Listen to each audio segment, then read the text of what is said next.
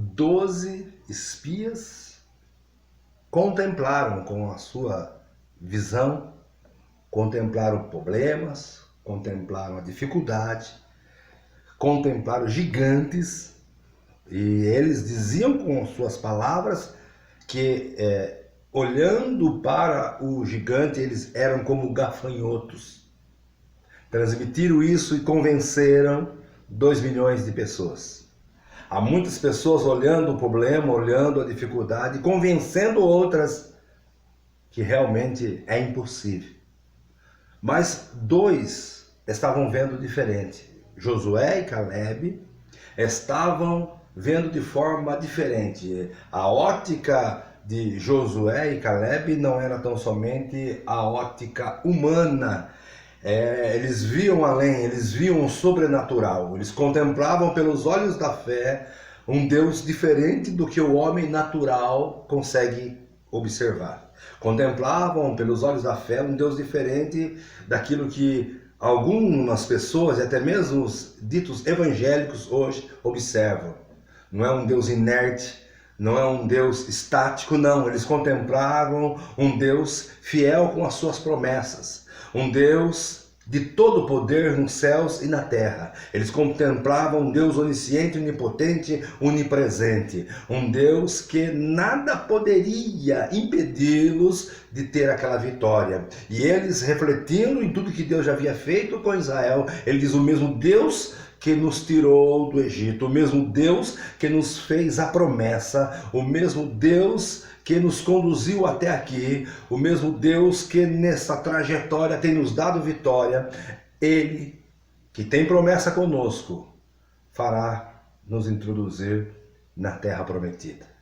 Acreditavam, criam no Deus de todo poder. Não tão somente em falar, mas em postura, em atitudes. Rasgaram suas vestes, indignado com aquilo que os 10 havia dado aquele relatório. Meus queridos e prezados irmãos, diante de tudo que estamos vendo, que estamos contemplando e observando esta palavra, observando e fazendo aqui uma explanação nesse texto, nos leva nesta oportunidade a meditar convosco.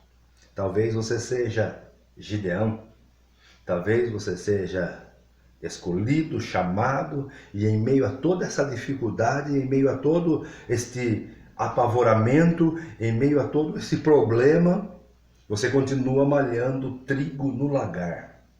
Você continua orando, continua jejuando, continua lendo as Escrituras e continua falando que o nosso Deus é poderoso para confirmar as suas promessas. Independente no local que você esteja, independente do local diferenciado que você possa estar. Talvez lagar não era lugar de malhar trigo, mas Gideão estava trabalhando, Gideão não estava parado, Gideão não estava estático, Gideão ainda acreditava, Gideão ainda lutava pelo alimento. Lute pelo alimento espiritual para a sua vida espiritual. Lute, não pare, não fique estático. Talvez alguns espias tenham dito para você que há os gigantes, que é impossível, mas Josué e Caleb diz ao contrário. E talvez você seja também levantado por Deus como Josué e Caleb em dizer que Deus é fiel para cumprir as suas promessas. Em dizer que o mesmo Deus que o trouxe até aqui, que o tirou do charco de lodo, que firmou seus passos na rocha, que colocou um novo cântico nos seus lábios, é o mesmo Deus que fará introduzi-lo na terra prometida. Jesus está voltando, Jerusalém espiritual está próxima, os sinais têm se cumprido. Queremos deixar aqui uma reflexão neste momento.